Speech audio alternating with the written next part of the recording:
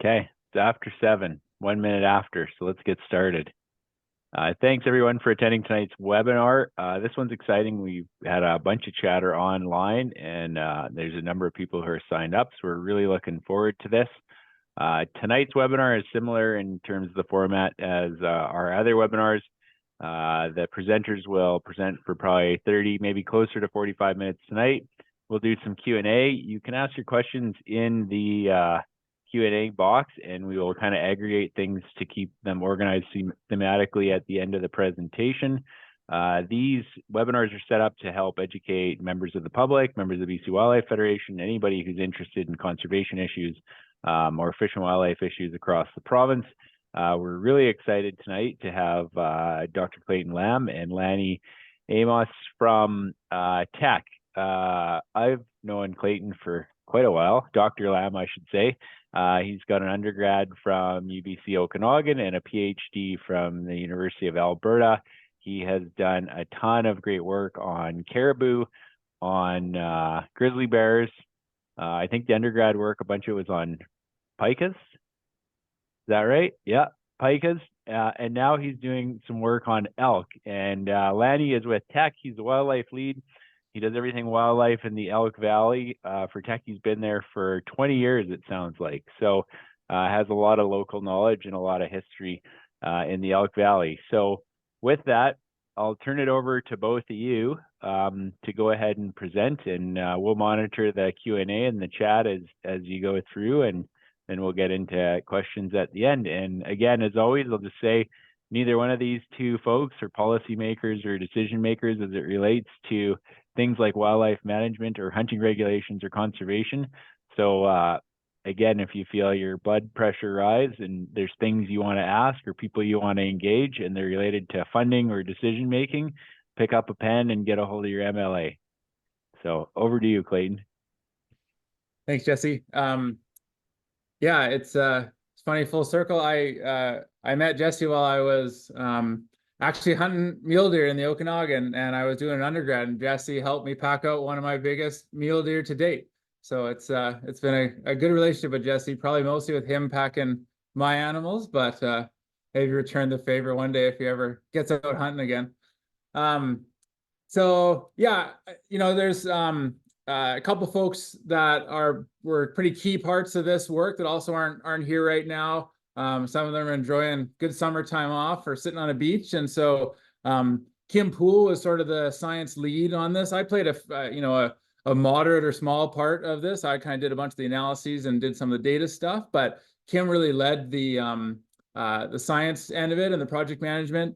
And then Sam Medcalf from the Sparwood District Fish and Wildlife Association, as well as a number of folks from the Sparwood Club, really made this happen. And so I'm kind of the one, Lanny and I anyways, are the ones up in front of you here today, but there's a whole group of folks that really made this happen. So just want to make sure they're acknowledged here. So I want to talk about migration, movement, and survival of Elk Valley elk tonight. Maybe. There we go. So, just to give you kind of a high-level overview of what I want to go through tonight, I want to share some results of a collaborative study on Elk Valley elk behavior and their populations. I want to explore some of the complexities of elk management, so predator management, high fences, habitat restoration, resident elk, agricultural conflicts, all the challenges of managing to, the elk populations that hunters might want to see, and recommendations on what to do for elk in the East Kootenay. For folks that don't know me, I'm a wildlife scientist. I work for a research institute out of UBC. It's called Biodiversity Pathways, and I'm in the Wildlife Science Center of that group. And I grew up hunting and fishing in BC all through the province. I was a guide on the ocean for salmon and halibut for a long time, and I live in the East Kootenay now, and I like hunting elk and hunting bighorns.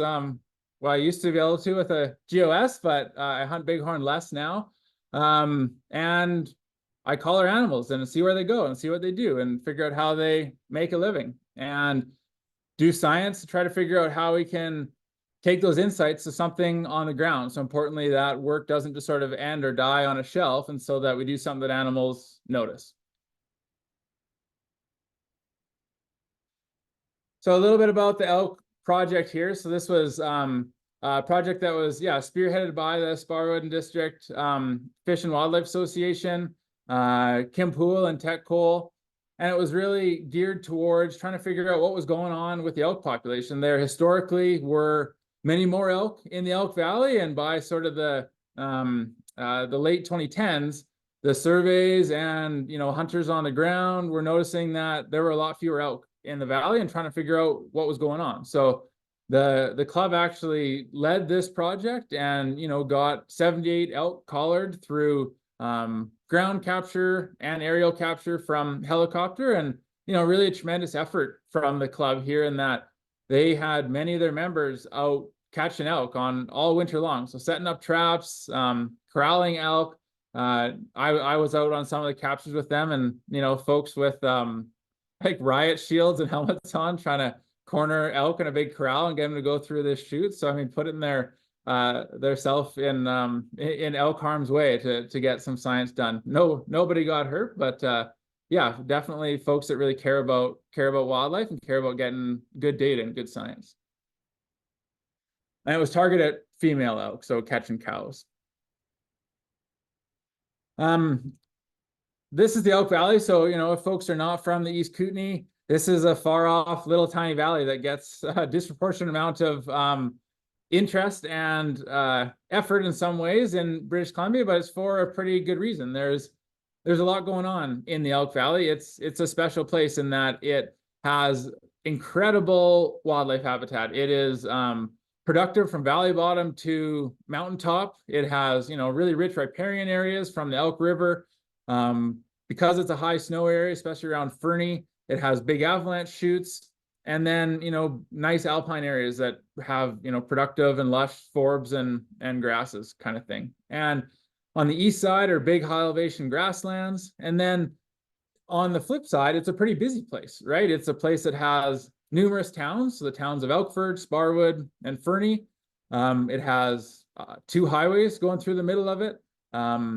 Railways going through the middle of it, 5 large coal mines, logging, tourism, all the things. So it's kind of this classic example of a multi-use landscape that is getting a lot of pressure, but simultaneously has quite abundant and high value wildlife resources. And so it's that delicate balance of trying to make it all work here, the kind of multi-jurisdictional and multi-goal issue that our province also face, or multiple mandate issue. So this is the Elk Valley, and you can kind of see the lay of the land. Sparwood's sort of in the middle of it. The orange are the elk that were actually collared. So this is kind of the movement of those 78 elk through that whole period. I'll break it into all kinds of things about how they move and the migration and how they survive, but this is kind of the base data that we're working with. So elk in the valley bottom, migrate up into the high country at times, certainly spend a lot of time around the mine and a lot of time around the towns and access to the highway and those kind of things. So this work was recently published this April in a peer-reviewed journal. And I think this kind of speaks to the club and the partners' interest in getting the work done, and then also making sure that it got out publicly to the people. I mean, this is open access. Any of you can Google this and find the full science and read it, or skim the abstract or look at the figures. And so it's there, and it's been peer reviewed by independent experts. And so it's, it's fairly robust insights. So the goal of the project was to look at how migratory patterns in the Elk Valley were changing, or what these elk were doing, because there was a number of concerns about resident elk behavior. So elk that were just sort of setting up shop on agricultural areas and just sort of living close to people, and maybe not doing that typical summer migration that we would normally think of Rocky Mountain elk. And then try to look at mortality causes and survival, and especially how that differs between migratory and resident elk. So, this area had a fairly substantial population decline, somewhere around 40 or 50% over the last number of decades. And the question is why? What's going on with these elk? There's, unfortunately, in the wildlife world, it's never just one thing. It can be like maybe caribou or something. It's a simple series of events and like habitat loss and too many wolves type thing. But even then, it's never that simple. And something like an elk or a bighorn sheep often is even more complicated. And it's all these things combined. And even though it is all the things, we try to still sort out like, what are the big issues? What are the kind of dominant two or dominant three that are really driving this system? And so, some of the things that are possibly impacting elk migration and survival, and these are not restricted to the Elk Valley, these are just general, the increasing and recolonizing predator populations across the province. So through the middle 20th century, BC had a fairly aggressive predator reduction program where a lot of predators were shot on site, they were poisoned, and the predators reduced across much of the province. And as those programs were removed and societal perspectives on predators changed, carnivores started coming back to a lot of the province as they historically were. Habitat encroachment. So we've had now over a century of fire suppression on this landscape. And, in something like, say, the Great Barrier Rainforest or on the coast, it's not as noticeable. But somewhere like the East Kootenay or the Okanagan that are fire maintained systems, you all of a sudden see these forests growing in quite intensely, where they historically would have been burned and opened up year after year, or, every decade or every few decades. Now we see 40, 50, 80-year-old forests that are very thick and don't have the same values that elk and deer and sheep are really looking for. Habitat loss. So, these large coal mines, they certainly directly remove habitat by turning, what's on the surface via grass or shrubs or escape terrain into something below the ground that is not usually very productive. Urban development, of course, same kind of situation, paving over habitat, or high fencing where the habitat is basically still there, but it's excluded from wildlife. And then artificial attractants. So irrigated fields or, even reclamation in some ways, in that there probably was habitat there before, but now it might be a different type species like an agronomic or something. Drought can change animals' behavior quite dramatically. Collisions on the highway or railway can be a big one for ungulates. Recreation pressure. So hunters are recreationists too, but thinking of motorized and non-motorized use like mountain bikers and quadders and all the folks out on the landscape. And then hunting, of course, can have an effect. And sometimes it's used to have such an effect. I mean, there's a pretty aggressive reduction of elk here at one point, which is done via hunting.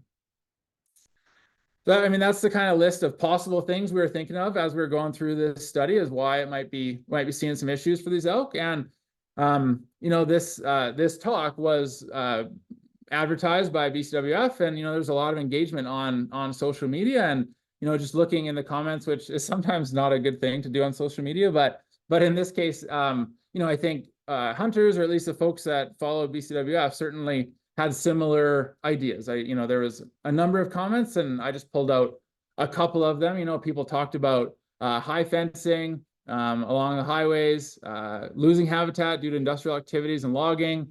There's lots of talk about predators and overpopulation of predators, and then folks trying to think about all the things, thinking about wolves and grizzly bears, recreational use in the backcountry, too much logging and mining, high fences, and those kind of things. So kind of not just a silver bullet, but maybe all the things are impacting these elk. So, folks are thinking along the same lines, but obviously we don't know exactly what it is, because everybody has different ideas, and it might be different in different places. But our goal is to figure out what was going on here.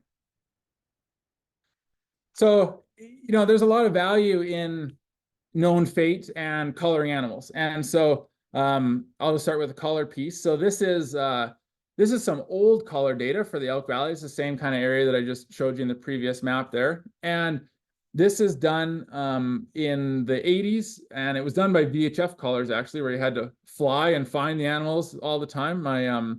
My academic predecessors, Bruce McClellan and others, always say that we're getting our data pretty lazy now, because I can wake up and have a coffee and it gets delivered to me over an Iridium satellite, whereas he had to go and hike and find all his animals. So he always gives me a hard time about that. But these elk were VHF collared back in the 80s and 90s, and they lived down by Sparwood and near the mines and migrated all the way up north into the upper reaches of the Elk Valley.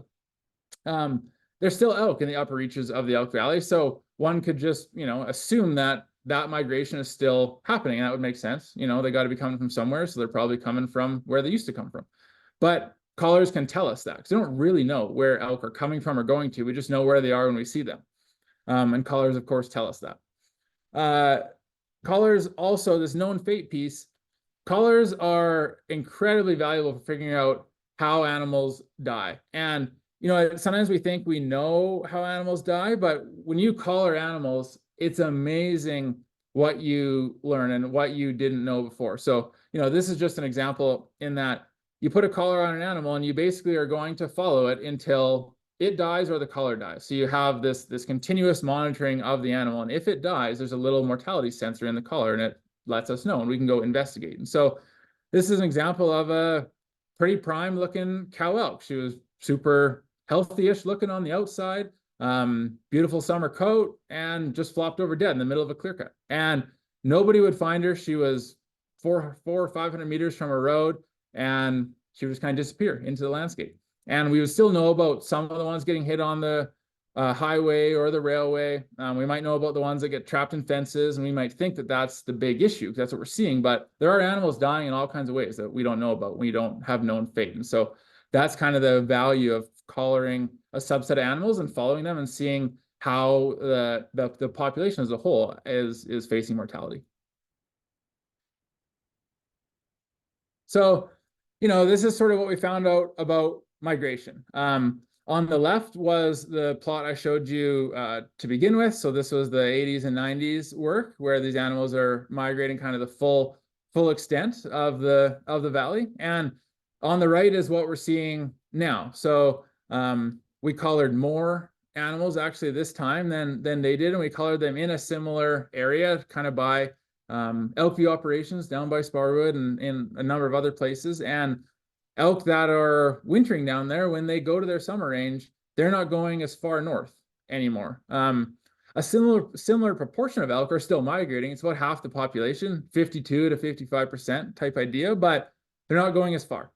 Another thing that we saw is there was almost, usually we think of two behaviors where you can be a resident, sort of live in somebody's field or down in town all year long, or you can be a migrant where you spend winter down in the valley and then you head out up into the mountains for the summer. And that often could be tens or 100 kilometers away from winter range. But there was sort of a third strategy here in the Elk Valley where there was elevational migrants, where these animals would actually spend their summer in the valley, and they wouldn't stay there in the summer, but they would just go straight up the mountain. And so they would get to alpine or get to those productive high elevation areas, but without having to go 100 kilometers north kind of thing. So there was these sort of three strategies where you could be a resident, stay down in the valley all year long. You could be an elevational migrant and go up directly from where you were, but not very far, just up in elevation, or you could go the long distance north, but still never as far as the 80s and 90s migrations. There were certainly some signals of some differing habitat use. So certainly some more use of mine property likely. You can kind of see it here on the left. The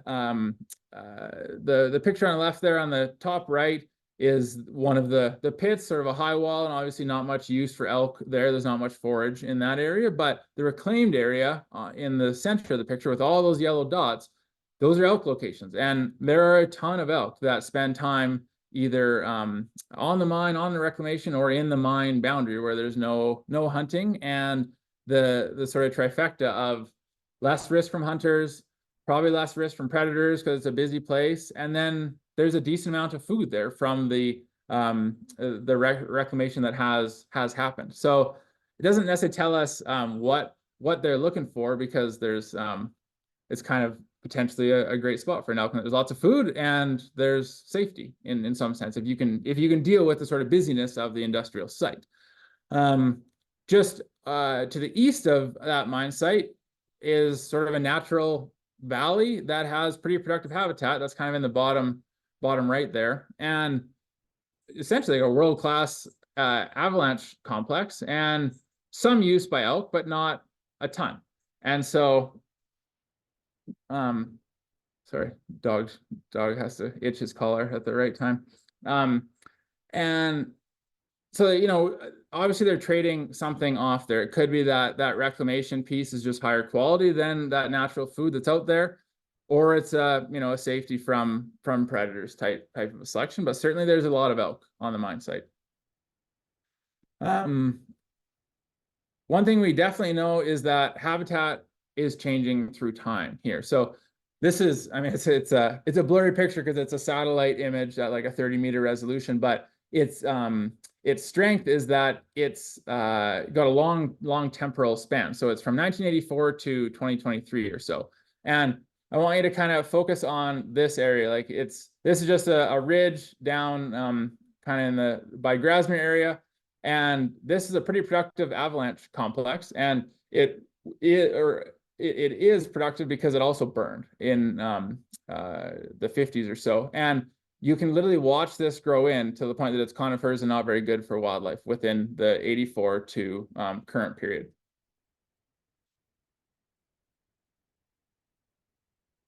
You can see that green get darker because it's turning into trees, and that really light green is sort of that grass and that kind of food that we think elk would want to be selecting for, and it's gone. So by 2022, it's pretty dark, and yeah, it's just looping over and over again. And you can see that change. And the other piece you can see is that on the left in those fields, always pretty good, you know, pretty high green. So you can kind of see how these elk are making their decisions. They probably make a similar decision that you and I would make. Like as that backcountry gets in poorer and poorer shape and isn't being restored, there's fields in the bottom, and there's, you know, fewer predators there because people are shooting them close to town and close to their ranches, and there's food. Thinking of the known fate piece, there were about 30 elk that died, and we investigated their cause of mortality. And the number one cause of mortality for these elk was actually vehicle strikes. And initially, you might think that that's all on the highway, but it was a bunch on the highway, but then also other situations where some were actually hit on site on the coal mines, some were hit on residential roads, and there's numerous different spots that elk could get hit by a vehicle, but these are elk hit on roads by vehicles. Some were unknown in that the caller gave us a location too late, or it was too unclear by the time we got there. A number of elk actually starved, which is a red flag, and we'll talk about that quite a bit here in a bit, in that, you know, 1 in 5 sort of thing of these mortalities was from starvation, and that is pretty surprising. Predation, same kind of thing, 1 in 5. Train, 10%. Then human other was just, you know, something like getting caught up in a fence or those kind of things. And then hunter was pretty low because there wasn't many cow tags given out. So, you know, another thing about following these animals with collars is that we can compare our results to, say, provincial databases. So there's a database on wildlife collisions. So how many animals are picked up by highway contractors along the highways, and you can use that to kind of estimate the intensity of roadkill in different places of the province. But we don't necessarily know that all the animals that get hit on the highway are reported in there. And it's been kind of shown in numerous work that we've done, some grizzly bear stuff I've done as well here in the valley, in that a number of animals get hit and they die off the center of the highway, which is perhaps not a surprise. You know, a big animal can get hit, but can be fatally wounded and not die right on site. And so in this study, there was 2 elk that were hit on the highway, and neither of them died on the highway, but they died kind of right beside it in the bush. And we, of course, only found them because of the collars, else they would have just disappeared. And then only 2 of the 4 elk that were hit on the train were reported to the RAP line. And so, you know, it challenges our ability to try to figure out what's going on when the data that we have access to is not complete. You know, it's a fraction of what's going on there, but we don't always know what those fractions are. So, you know, if we have an estimate that there's 400 collisions with trains and wildlife in the province, it's like, is that 400 of 800 or 400 of 1200? Or, you know, we know it's not just 400, but how many have we missed? And same thing with the road. Thinking about survival, so obviously these elk are doing very different things. So they some live in the valley bottom year round, and some make these huge migrations north into greener pastures, so say, and they are each making a decision, right? Like some are staying for a reason and some are going for a reason. I think it's what's best for them based on their situation and their demography. So their survival rates are kind of a measure of that in a lot of ways. And so the survival rates tell us a little bit about how the strategy is working for each of them. And so the migrants actually had higher survival than the residents, not by a ton, but by a decent amount. So like 90% survival of migrants compared to around 84% for residents. And that really came about due to human-caused mortality. So those residents are just spending time near people, right? So they have access or exposure to the highway, to the railway, to barbed wire fences, and all the different issues on the landscape that are related to people, whereas those migrants are going up in the high country and spending time in much safer areas. Sure, they do have, maybe more predators up there, but the trade-off is not actually worse overall at the population level. And you really see it in this early winter period where those residents have some of the lowest survival rates, and the migrants maybe haven't come back from migration yet, so they're basically in the clear for that risk, or they come back in pretty good condition and they can avoid whatever risks the residents are taking.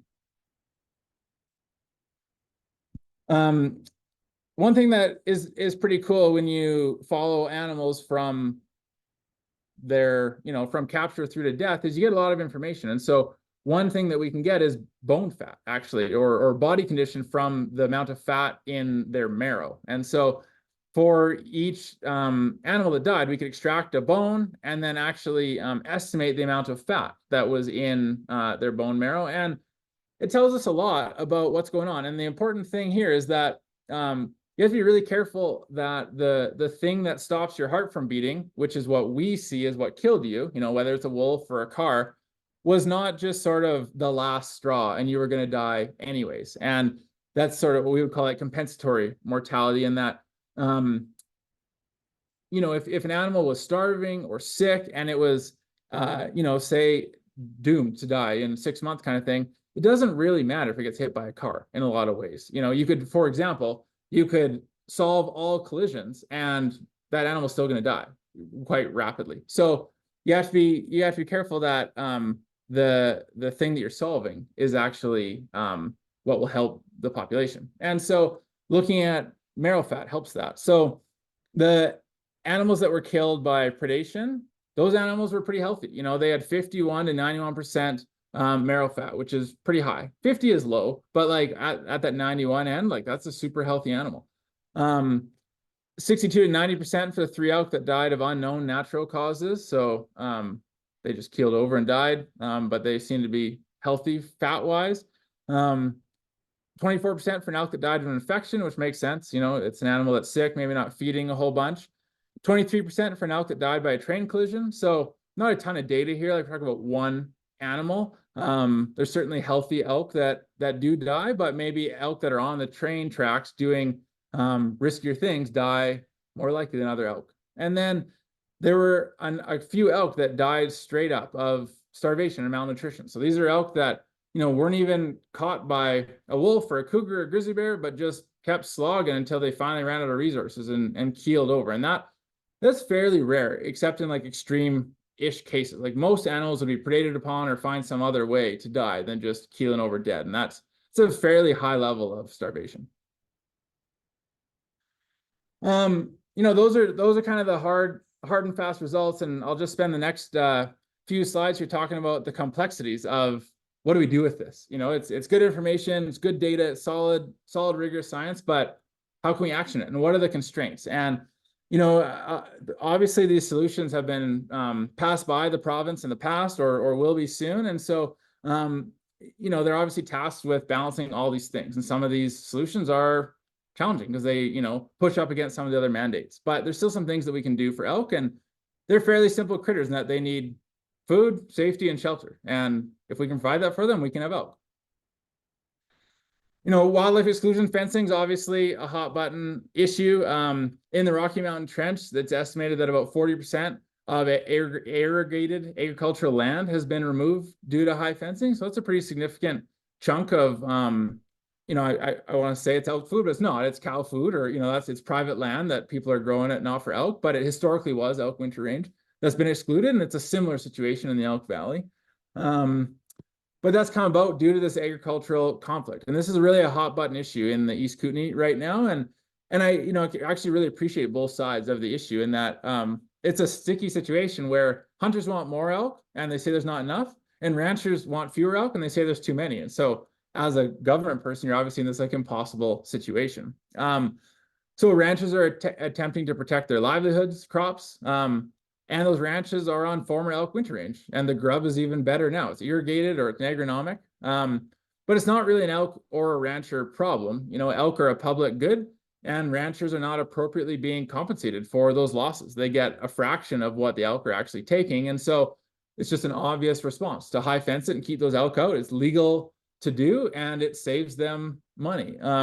There's a number of ranchers that are currently accepting those losses because it's against their values currently to high fence, and they still have strong feelings towards the elk in a positive-ish way, but they're paying for that out of their pocket, and the compensation is not sufficient. So that's a challenging situation. And as soon as some person puts up a fence, then, you know, presumably the first person to put one up might have the worst elk conflict, and those elk go to the neighbor's property, and then they put up a fence, and then there's more and more elk going into fewer and fewer properties until the last person has to put up a fence because they have all the elk. So it's kind of a tragedy of the commons type situation, and we're definitely seeing that here in the East Kootenay.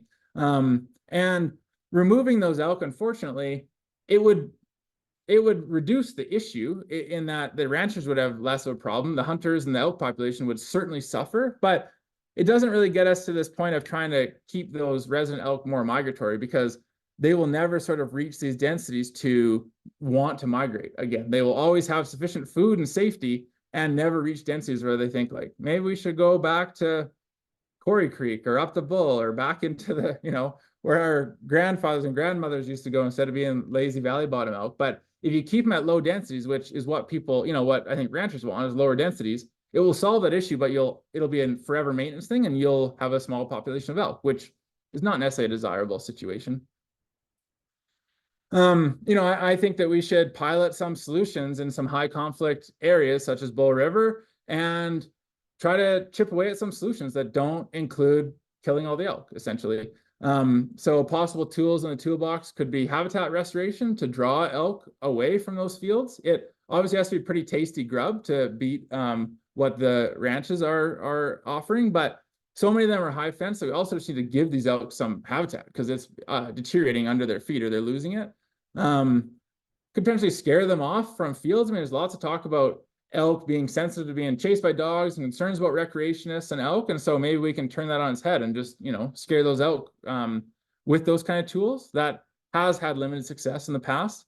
Or we compensate ranchers for the full effect, you know, like it's a public good and we the people like these elk and we help them because they're supporting personally something that's a public good.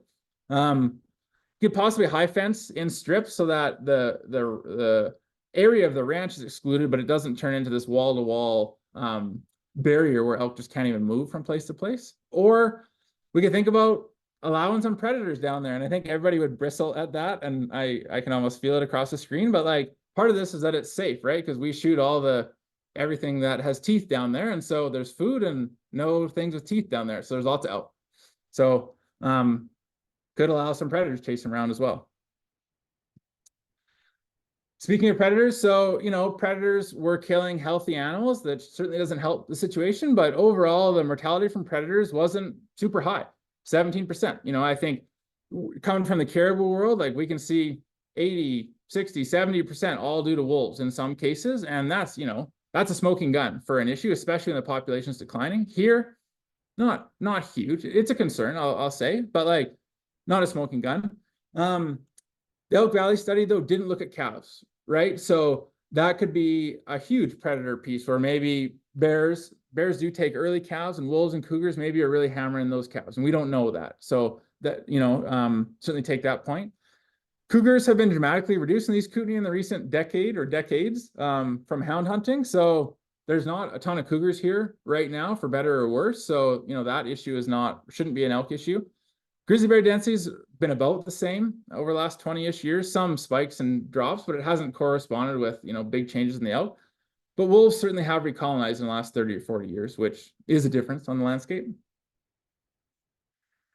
When we talk about predators, though, thinking of predator reductions, obviously people, it's obviously a go-to for a lot of folks. And there's some cases where it works beautifully, and for the intended outcome anyways, in that wolf reductions have clear benefits to caribou due to apparent competition. So caribou have this sort of, I'll show it in the next slide, but this situation where the habitat's been changed, a bunch of moose grow into the area, those moose bring in the wolves, and then the wolves have like spillover predation to the caribou. So the wolves are not numerically linked to the caribou. So as the caribou decline, the wolf numbers stay the same and they can like predate them down to 0. Whereas in a normal predator situation, the predator is numerically linked to the prey. As moose go down or as elk go down, the predators should run out of food, and then the predators should go down, because you can't have no ungulates left in all the predators. That situation will not persist. But for caribou, it's different in that predators can absolutely run those animals to 0, no problem. And so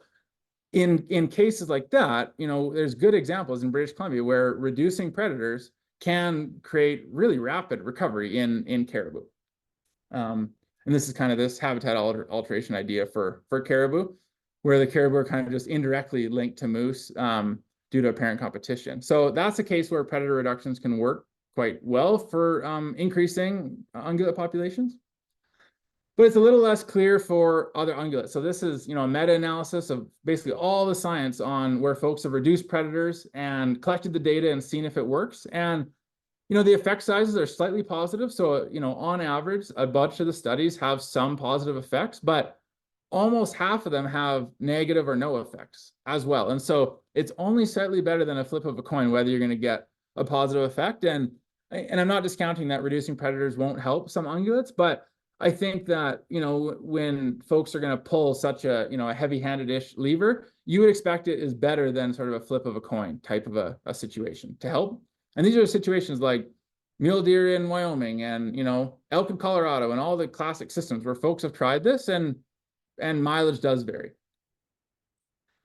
And just another thing is that, elk have obviously lived alongside these predators for centuries. I was looking the other day that David Thompson came through the Fort Steele area in April 22nd, 1808.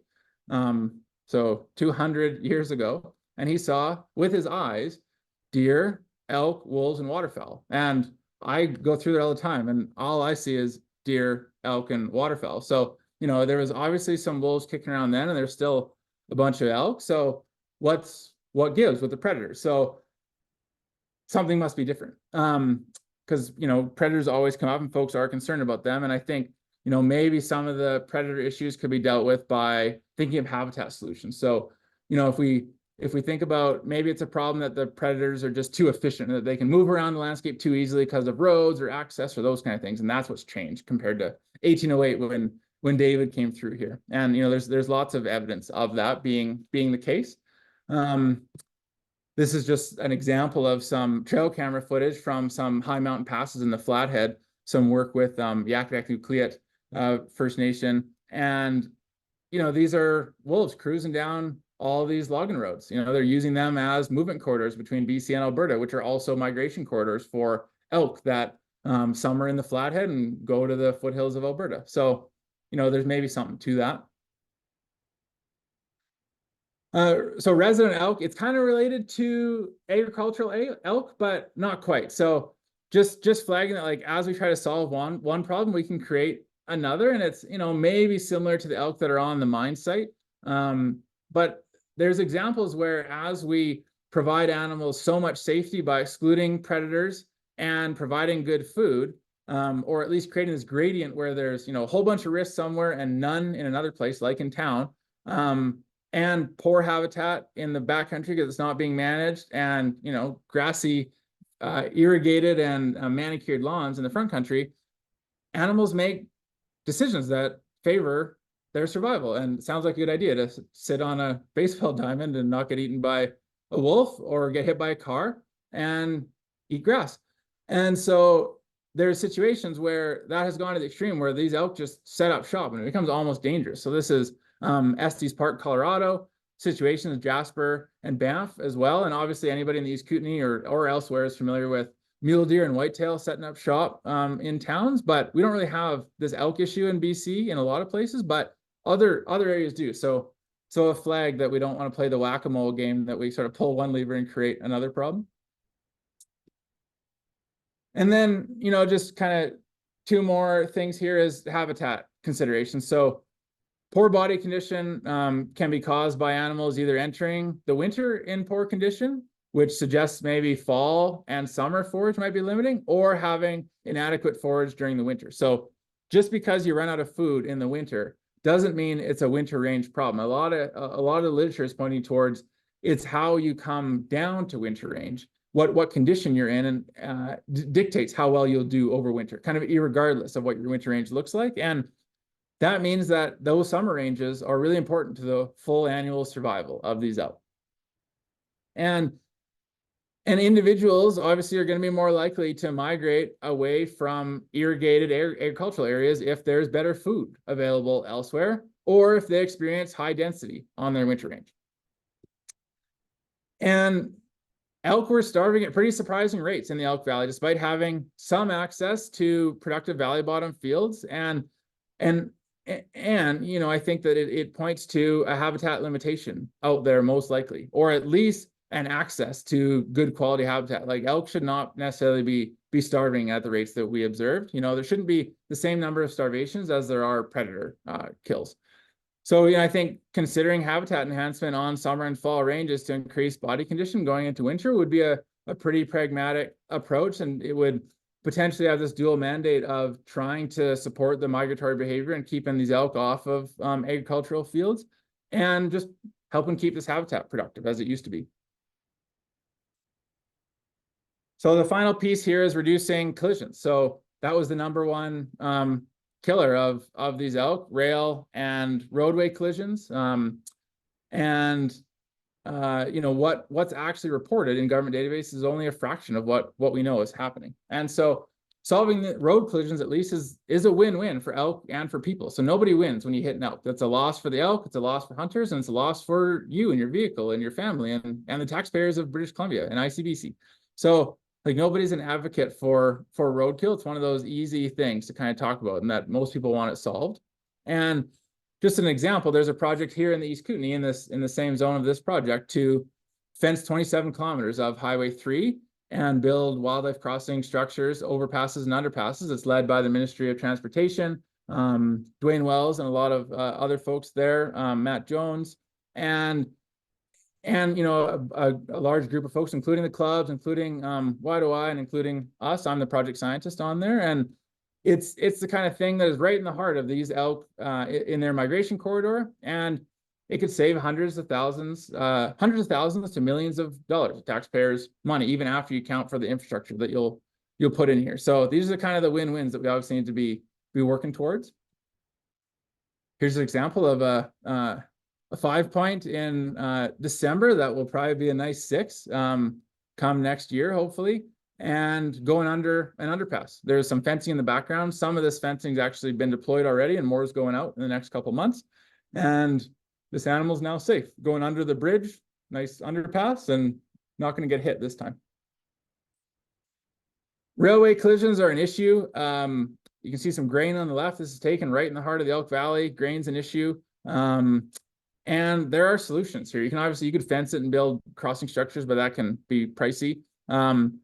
There's early warning detection systems that you can either put right on the rail, or they're being re-engineered to actually keep it off the rail and be just adjacent. And they let animals know that a train's coming, and they're proven to alert animals to the presence of the train like 4 or 5 seconds earlier, and the animals can flee the train. And that's basically the difference between life and death for these animals. And I'd really like to see some of these trialed in the valley. I think it could be a win-win, but it's hard to not have a lot of success with CP. So if anybody's from CP there and wants to start a project, I'm keen. So just to wrap it all up, what are the take homes? These are kind of mine. You might have your own, and I'd be keen to hear them. But one thing is that collaborative research is awesome. You know, we could do this study kind of in the academia echo chambers, and that'd be fine. But one, there wouldn't be local people involved. we wouldn't hear the kind of hypotheses and different ways of thinking of what the issues are from local people, and people wouldn't have a stake in the work when it's done. And so doing collaborative research is awesome. And hunters and concerned groups leading by example is great. Hunters are always calling for evidence-based science and, making decisions with evidence. And so collecting your own and doing it at a high level is awesome, and really commend the Sparwood Club for doing it. Elk were starving in the Elk Valley. Habitat is certainly an issue here, or at least nutrition is an issue. And because the population has declined quite a bit. So when you have a small population, or smaller than historic, they shouldn't be starving. That must mean that habitat has decreased dramatically. Reducing road and rail collisions is ripe for win-win. These are solutions that actually save money in the long run. It's a win politically. You save people and you save animals. So, we need to have more of that online. Trying to maintain the migrations of the Elk Valley is super important. The same percentage of elk are migrating, so that's good, but they're not migrating as far. And I don't know what the future necessarily holds for those elk, but migrations support higher densities of animals. So if we want to have more elk in the valley, we need to keep migrations there. And it's kind of doubly important because the resident elk, even their current populations, probably won't be sustained because somebody's going to eventually want to reduce them because of the agricultural conflict. So migrations support dramatically higher abundance of wildlife in these working landscapes. So we got to keep these animals migrating. And because of that, we need to trial creative solutions to support ranchers in ag conflict that aren't kill all the elk or fence off all the elk habitat.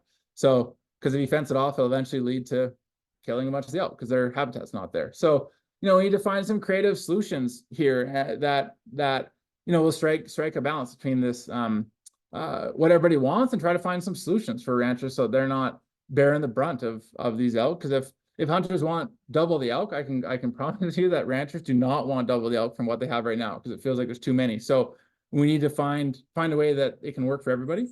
And landscape solutions that support safety from predators and more food. So, how can we do habitat restoration, either road restoration or do burns that open up the area, or thinning, or how do we find ways to build food and safety all in one?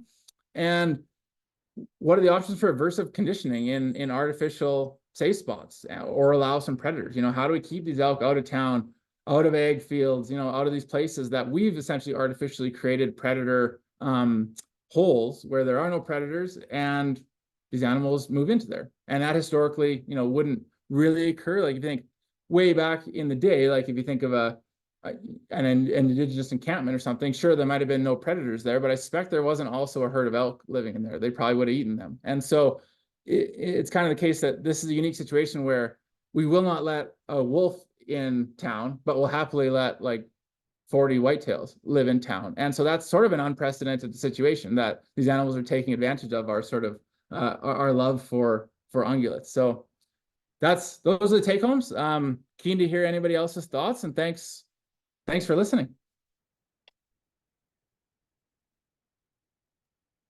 Awesome. Thanks, Clayton. Got some questions right out of the gate. If you want to just turn your screen share off, that would be awesome. And there's a bunch of questions already. Some of them might be outside of your wheelhouse, but we'll ask them anyways. First one, anything on kind of this issue around having a lot of 5-point bull elk in the East Kootenays, and potential impacts on genetics and all of that stuff? Any response on that?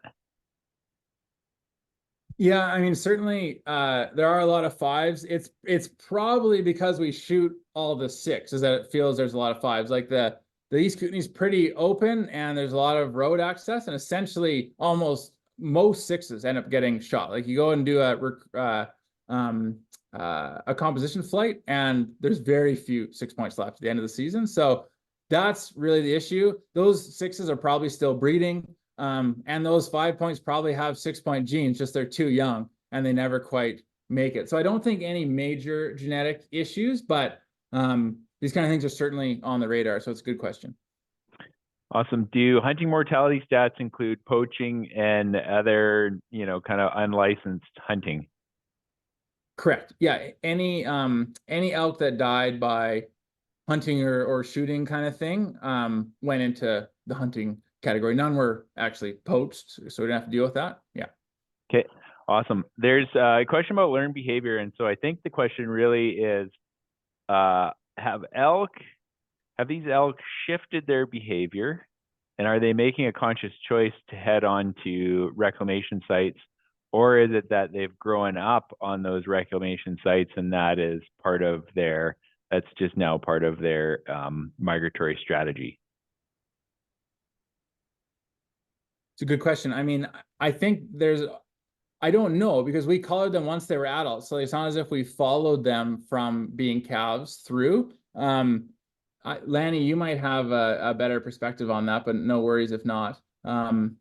Otherwise, yeah, I think there's certainly more to be pulled out there on how exactly the selection for the mine is kind of brought about. Go ahead, Lanny. Well, I was just going to say it's a question that's come up to us internally at Tech as well. I think it's a good question, and we will be wanting to know some answers to that in the future anyway. So yeah, I'm definitely open to more studies looking at that. Great. Thanks, Lanny. Were any of the animals that died tested for CWD? I don't know.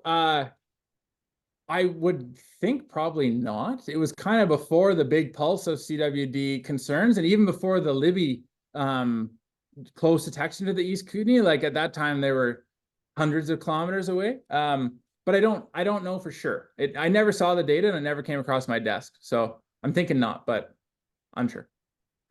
And I think you covered this already, but this is what, it's maybe the missing piece.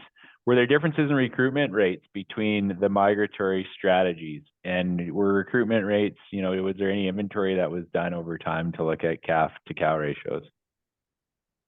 Yeah, so the calf piece is one of the missing links here. One thing I would say is that calf recruitment ends up not being a huge driver of populations in a lot of ways, in that calves die from all kinds of reasons, and recruitment bounces up and down, and it's essentially not that sensitive to what a population does, unless it's extreme, unless like all of them are surviving or all of them are dying, then of course it has a big effect, but it can almost double and not have a huge effect. The big thing is adult female survival, but obviously you need those calves. Some of them have to survive or you have no adult female. So take that with a grain of salt. But like the challenge with getting migrant versus resident is that we do the calf recruitment surveys in the winter, and that's when they all pool together. So we couldn't separate them. You'd have to do summer type counts, and we didn't do that. Awesome. Yeah, and I think some of in the trench populations, like they were 20s to 30s historically, and they got into the teens pretty regularly here starting in the 2000s. And so at that stage, it's pretty hard on populations. And then we talk about bull recruitment as well, and 5 points and 6 points. It kind of makes it challenging if we dump half a recruitment. Okay, this one you may not want to answer. Ranchers that have high fences should not be given grazing leases. Thoughts? No, I don't have. No. Does CP not want to reduce collisions? And I think your message around that is you just haven't had the engagement from CP, maybe. That's right.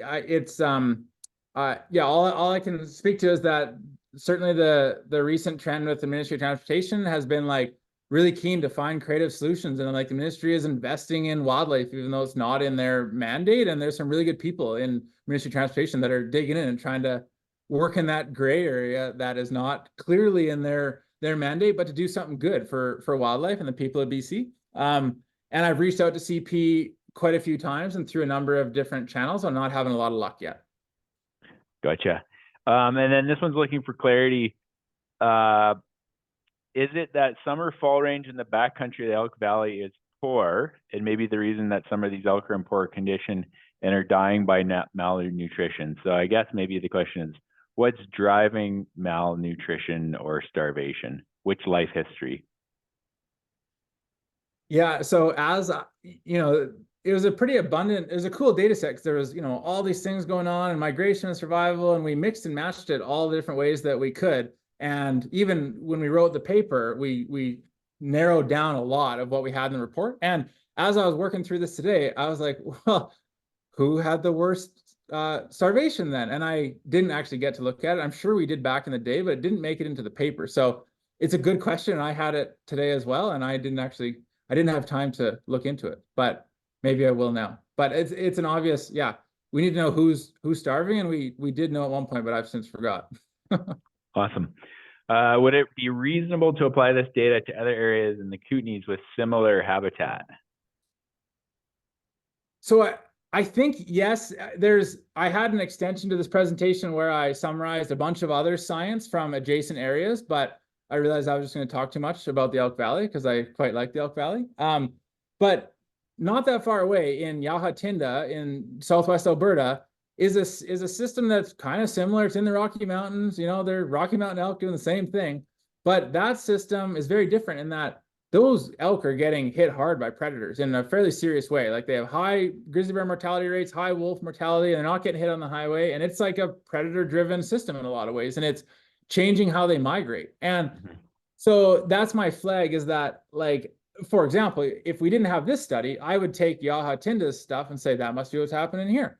And we did this, and it's not quite the same situation. So I think, yes, cautiously, but it's an unfortunate situation that there's not just these general, like, province-wide trends with wildlife. It sucks that it's like different here, different there, context dependent. It makes it hard for managers to do anything at scale because you can't have a study everywhere. But so yes, cautiously, but yeah. Troubling that CPR doesn't report out accurately events of wildlife strikes. Asked many times for better reporting, i.e. live cameras. Any thoughts on how CWD could have an impact on deer rather than elk? I mean, the data for CWD suggests that over the long term, if CWD is not dealt with, especially initially when it shows up, which is a stage that we are or were in here in Southeast British Columbia, if it's not appropriately responded to keep prevalence low, you can expect pretty dramatic reductions in your ungulate population, and you can absolutely expect dramatic reductions in your quality of your hunt because you're out there hunting a potential animal that you can't eat. You have to butcher it and still might have to throw it away. Like, you can expect fairly consistent and poor outcomes if you don't get it dealt with right off the hop. So the future is unfortunately bleak if it's not dealt with right away, but we're in that stage right now where we have that opportunity to. So call your MLA, put pressure on folks. Got it. So some follow-up questions. Also appears there are elk following similar habits in and around being habituated to communities, right? So there is, like, the Yahatinda shows human shield. There's definitely been a change in the trench away from non-migratory behaviors. You know, how do we, is there any literature or research that helps us drive migratory behavior, like, back into a population? Because the stuff in the trench that they did, some of those elk would one year would migrate, another year they wouldn't, right? So it wasn't even consistent. So is there has anybody been able to theorize or apply to get elk moving back off of farm fields and off of winter range in the summertime?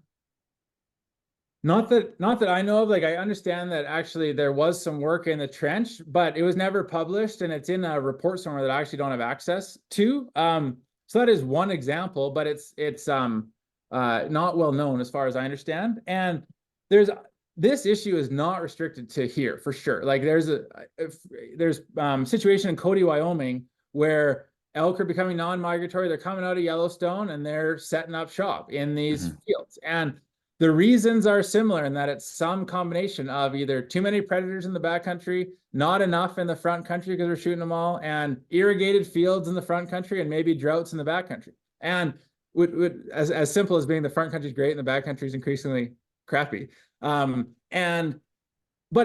People are characterizing the problem and why, but I don't know if anybody is like, okay, let's go solve it and see what happens. Like that's the space that I like to thrive in. Like, let's pull a lever and measure what works so we can create a body of evidence of what the solutions are, not just the problems. And I mean, that's why I pitched that Bull River project, which is not my idea. It's actually Kevin Podrasky's. And so, like, let's go do something and see what works and then measure it. Yeah. So wildlife managers need tools to actually restore or try to restore wildlife populations rather than counting them as they decline. And let's help them, like, let's create peer-reviewed evidence, say like this Yeah. works or this doesn't work, and don't waste Yeah. your time, don't burn your social capital on it. Yeah. What can be done to improve winter range? You know, in the simplest sense, it's like thin out the conifers, whether that's mechanical thinning, hand thinning, or burn it. There's all kinds of complexities to that, invasive weeds, and you know what the right prescription is. But in general, when a place fills in with conifers in a fire maintained ecosystem, it becomes a shell of what it used to be, and eventually it will burn in a catastrophic fire that also might not produce the values you want to see. It's not the fire we used to talk about. Awesome. Was there any effort to cost out solutions to the highest mortality causes? So, I mean, what this question really says is, if we had money, what could we, is there any thought around like a cost benefit for here's the best place to invest our money and here's the return that we might expect? I like that. Yeah, that sounds like a Jesse Zeman economist question. No, I haven't yet. It's a great idea. And those kind of things are really palatable when you're trying to get something done. Like this would work and it's the most effective. It's an easy sell. I think that makes a good business case. Haven't done it yet. I love the idea. Okay, and then this question is on a similar theme around the 5-point versus 6-point. There's some discussion about all the elk that are less than 6 points that are being shot in the East Kootenays. That is definitely an issue that we've been talking about and raising awareness around. And so maybe the question is better, like around the sustainability of a 5-point season. So any thoughts, or have you looked at any demographic data that around whether we would meet our escapement objectives post hunt if we had a 5-point bull elk season? I haven't. Like, I suspect no, I don't know. Like, there's a ton of little raghorn 5s here too, so it actually might be a huge proportion of the population. Like, young animals can be 5s, so you might not actually make your objective. And all I would say is then you'll end up with a bunch of illegal 4s. Like, there's no problem with 6 per se. It's a counting problem, And so my recommendation, if folks are worried about that, is to think about the other regulations in other jurisdictions. Montana, for example, which we always hold up as having sometimes better regulations than BC. They have an archery only season for all of September, and they have you have to have a brow tine, basically. So anybody out there can quickly see that it's either a spike or a brow tine bull. And harvest is less because you have restricted tools, but you can shoot more of the population. And then they have a rifle season at the end. That'd be a big change from what we're used to. And obviously, like, that's just me. That's not BCWF. But those are some options that would make it a lot more practical, because you can certainly see a brow tine versus spike. Yeah, and they also manage for very different sex ratios, in some cases much lower too than what we have in our current management plan. Okay, so any chance any elk studies will be conducted on the elk population in the West Kootenays in the future? I am under the impression there is going to be one, or there at least was one proposed. I know there's been a lot of talk about it. Seems likely in the near future, if not the imminent future. Awesome. Okay, so this is a perennial question. Do we have enough data to model carrying capacity and habitat types and quality with some reliability, i.e., hypothetical population per square kilometer? So, like, whatever fight you want to pick around suitability versus capability, or what the carrying capacity of the land is, do we have any data on that? I think no. Like, it seems like such a simple thing that we should be able to do, but nobody seems to be able to do it, regardless of how like smart or connected or how much data you have. Like, it doesn't seem to be a very common thing that people can produce. So no, but we should, like, it seems like we should be able to do it, but it ends up being harder than one would expect. Yeah, and the only one that I can think of too around the changes from fire suppression was that Don Gayton's paper around the reduction in forage for elk in the East Kootenays in the trench due to fire suppression, and it was a lot. It was like thousands of animals per year, every year, from fire suppression. Like, it was significant. I would just add that, like, sometimes we don't need to do that either. Like, it would be a great metric to have, but if you have animals that are starving, you don't have enough habitat. So there's some sort of cheap ways to get a sense of where you're at, or if they're cranking up, you know, like if you remove wolves, like a caribou population, they grow at 14% a year, they're clearly not habitat limited. And at some point they're going to curve, and then we'll know where that limit is. And sometimes you can just watch your population instead of spending a bunch of time trying to model it. And yeah, that can often be better. Gotcha. Okay, well, that wraps up the questions for tonight. I really appreciate everyone attending. Awesome engagement. Clayton and Lanny, really appreciate it. And a big shout out to Tech, to Aurora, and the folks at the Sparwood Club. Way to go. Way to show some leadership on this, and a bunch of people in the East Kootenays as well. The next webinar is going to be on whirling disease. So one of the three big ones for this year, CWD, mussels, and whirling disease. So July 24th at 7 p.m., we'll have a presentation from Zoe Stacy, who is a vet with the National Aquatic Animal Health Program with the Canadian Food Inspection Agency, who will be talking about disease declaration, some of the impacts from CWD and from whirling disease that we can expect. So that is a big one for all of the folks who are interested in fish and fisheries and watersheds. So again, thanks, Lanny. Thanks, Clayton. Great work. We'd love to see more of this. And I think everybody here, like, there's a lot of passionate questions and people who are really interested in elk. We definitely love to see some on the ground stewardship or restoration work or pulling of levers. So thank you. All right. Thank you. Okay. Have a good night. Thanks, everyone.